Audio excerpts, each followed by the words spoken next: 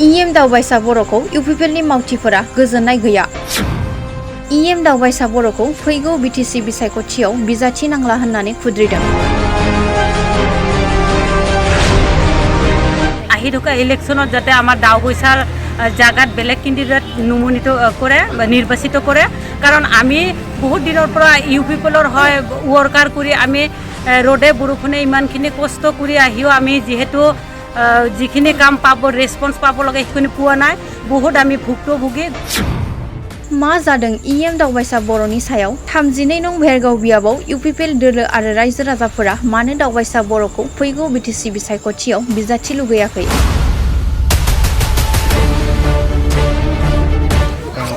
मानगोनां दावबायसा सारा रायजो राजाफोरा बिनि सायाव माने बिसास गैयै मोनसे अनुभब खालामदों आरो, खारन बिथांनि दैदेननायखौ सन्तुष्ट गैया गोबां रायजो राजाया, जायनि जाहोनाव दिनै रायजो राजाफोरा लोब लोब ओंखारनानै बिथांखौ नाङा होननानै दिनैनि दिनाव गोबाङानो बुंदों। आरो बिथांनि जिथुनिखि माने डिजाइन मावथि फारियाखौ बिथाङा मोजां बुंनो हायाखै। भेरगाव बियाबाव इउपिपिएल दोलोआ मानो खावनै जाखो? दावबायसा बर'खौ मानो नाङा होनखो भेरगाव बियाबनि रायजो राजाफोरा? साथाम साब्रैखौल' नुयो, डिसिसनफोरा रं जाबाय थायो बिथांमोननिया। तारिखाव जाय एडजास्टिं बिथांनि सायावथ' सन्तुष्ट गैखाया नालाय, जुदि प्रमद सारा गोख्रैनो बिनि सायाव बेबस्था लायाब्ला रायजो राजाया बिनि फिननायखौ होनो थांगासिनो दोङो।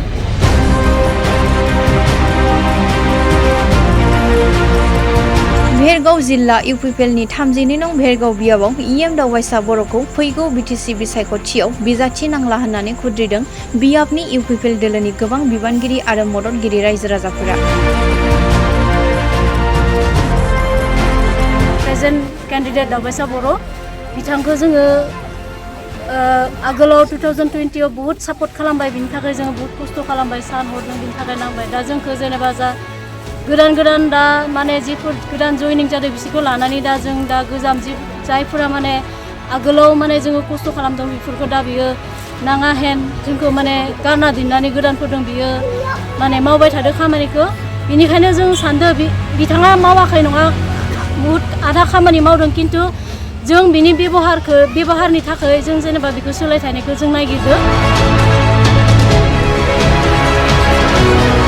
फैगौ बिटिसि बिसायख'थियाव गोदान बिजाथिनि मोखां लाबोनो थाखाय खावलायदों प्रमद बर'निसिम रायजो राजाफोरा। भेरगाव बियाबनि इउपिपिएलनि मददगिरि रायजो राजाफोरनि गोदान बिजाथि हास्थायनाया बेसेबां जाफुंगोन फैगौ समावसो मिथिसिगोन। इएम दावबायसा बर'खौ बिजाथि महरै नाङा होननानै दाबि खालामनायनि फोरमाना नैबे।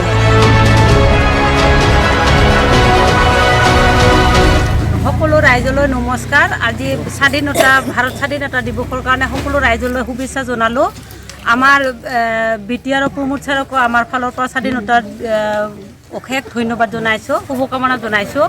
আমি আগন্তুক ইলেকশন যেহেতু আমার নিচে কাষ চাপি আহিছে, গতিকে আমি পৰিৱৰ্তন বিচাৰোঁ। আমাৰ যেহেতু আমি ভেৰগাঁও সমষ্টিৰ আমি মহিলা উমেনে একগোট হৈ এটা সিদ্ধান্ত লৈছোঁ যে আমাৰ আগন্তুক আহি থকা ইলেকশনত যাতে আমাৰ দাওবৈচাৰ জায়গাত বেলেগ ক্যান্ডিডেট নমোনিত করে বা নির্বাচিত করে, কারণ আমি বহুত দিনের পৰা ইউপিপিএলৰ হয় ওয়ার্কার করি আমি রোডে বৰষুণে ইমানখিনি কষ্ট কৰি আহিও আমি যেহেতু যিখিনি কাম পাব রেসপন্স পাব লাগে সেইখিনি পোৱা নাই, বহুত আমি ভুক্তভোগী। গতিকে আগন্তুক নির্বাচনত আমি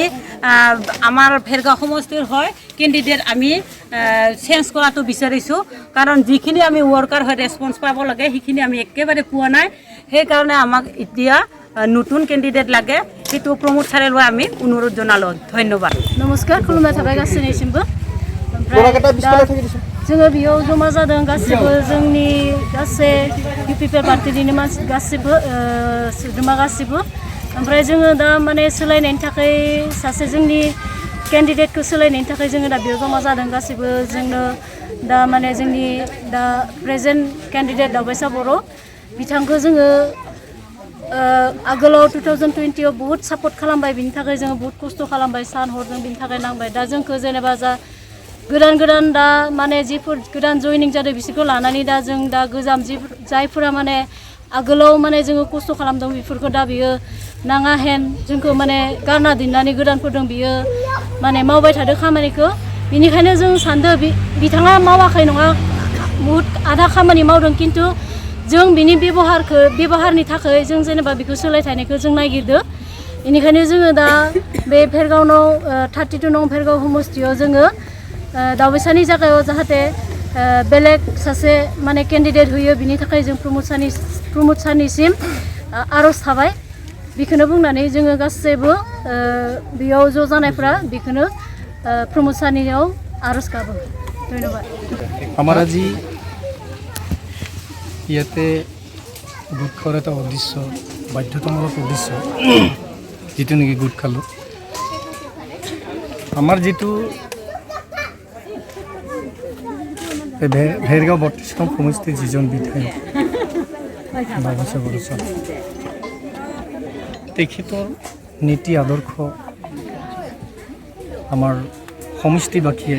যথেষ্ট আঘাত পাইছে গতিকে আমাৰ সমষ্টিবাসীয়ে এইটোৱে বিচাৰিছে এজন সুস্থ প্ৰতিজন ব্যক্তিক লৈ পেলাই কাম কৰিব পৰা প্ৰতিজন ব্যক্তিক সন্মান দি পেলাই কাম কৰিব পৰা প্ৰতিজন ব্যক্তিক লগত উঠা বহা কৰিব পৰা এজন ব্যক্তি আমাৰ সমষ্টিত প্ৰয়োজন বোধ হৈছে সেইকাৰণে ভাবোঁ প্ৰমোদ ছাৰক অনুৰোধ কৰিছোঁ যাতে তেনেকৈ এজন যাতে আমাৰ সমষ্টিত এটা ফেমিলিৰ দৰে চলিব পৰা এজন কেণ্ডিডেট দিয়ে তাৰ কাৰণে আমি বিনম্ৰ অনুৰোধ আৰু লগতে আমাৰ যিবিলাক ৱৰ্কাৰ আছিলে তেওঁ চিনিয়ৰ আৰু জুনিয়ৰ লগত কিছুমান পাৰ্থক্য ৰাখি তেওঁ কাম কৰি আছে সেইটো আমাৰ চিনিয়ৰবিলাকৰ যথেষ্ট এটা আঘাত তো ভাবোঁ যে যিখিনি আমাৰ ৱৰ্কাৰ আছিলে ৱৰ্কাৰ্ছখিনি যথেষ্ট মানে মনৰ আঘাতত তেখেতক আমি ভাবোঁ যে প্ৰমোদ ছাৰৰ এইটোৱে অনুৰোধ যে আমাৰ এইজন কেণ্ডিডেট যাতে যোগ্যতা কেণ্ডিডেট আমাক দিয়ে আমি পুনৰ যাতে এইখন সমষ্টি যাতে উদ্ধাৰ কৰি পাৰোঁ তেখেতক লৈ সেইটোকে আমি ভাবিছোঁ আৰু লগতে মানে ৰিচেণ্টলি প্ৰমোদ ছাৰক আৰু এটা লাষ্ট অনুৰোধ যাতে কেণ্ডিডেটটো যাতে চেঞ্জ কৰে আৰু যদি চেঞ্জ নকৰে আমাৰ ইয়াত এটা সমস্যা আহিছে যে 80% মানুহে মানে তেখেতক তাৰ আদৰ্শ নীতিৰ কাৰণে বিচৰা নাই তো তেতিয়াহ'লে আমি যিহেতু আমি ৰাইজৰ লগত থাকিব লাগিব গতিকে ৰাইজৰ ভাল পোৱা এজন কেণ্ডিডেট যাতে শিৱসাৰে যাতে সিলেক্ট কৰি দিয়ে তাকে মই অনুৰোধ জনাওঁ राजाया गोजोननाय गैया दा एडजास्टिं जायानोखि जोंनि भेरगाव 32 नं समस्थियाव जायानोखि एडजास्टिं हिसाबै सलायबाय थादों मानगोनां दावबायसा सारा रायजो राजाफोरा बिनि सायाव माने बिसास गैयै मोनसे अनुभब खालामदों आरो खारन बिथांनि दैदेननायखौ सन्तुष्ट गैया गोबां रायजो राजाया जायनि जाहोनाव दिनै रायजो राजाफोरा लोब लोब ओंखारनानै बिथांखौ नाङा होननानै दिनैनि दिनाव गोबाङानो बुंदों आरो बिथांनि जिथुनिखि माने डिजाइन मावथि फारियाखौ बिथाङा मोजां बुंनो हायाखै जायनि जाहोनाव मावथि फारियाफोरा गोग्लैसोनानै दोङो पिसिडिआरनिफ्राय लानानै नैबे समावहालागि खस्थ' खालामबोनाय व्यक्तिफोरा गोबाङानो माने नोरजिया जानानै दोङो आरो बिनिखायनो दैदेनगिरिफोराबो सन्तुष्ट गैया जायफ्रानोखि मैया दाखालि जयेनफोर जाबाय बिथांमोनासो दिनै लिडार महरै खामानि मावदों जोङो नुयो एसेबां गिदिर भेरगाव समष्टिखौ साथाम साब्रैयाल' सलायबाय थायो जोंनि गेजेराव लिडार गैला नामा बे पार्टियाव जोङो मोनसे माने डाउट जायो आरो मानोना जोङो साथाम साब्रैखौल' नुयो डिसिसनफोरा रं जाबाय थायो बिथांमोननिया तारिखाव जाय एडजास्टिं बिथांनि सायावथ' सन्तुष्ट गैखाया नालाय जुदि प्रमोद सारा गोख्रैनो बिनि सायाव बेबस्था लायाब्ला रायजो राजाया बिनि फिननायखौ होनो थांगासिनो दोङो थारमाने बिथांखौ हामा मोननाय मानसिया बाराद्राय जाबाय सारा जुदि थाबैनो बिनि सायाव बेबस्था लायाब्ला जों रायजो हिसाबै बिथांनि बेबस्थाखौ लानो गोनां बायध' जागोन खारन रायजो राजा हिसाबै जोङो गाव गावनि एलेकाखौ डेभेलप जानायखौ लुगैयो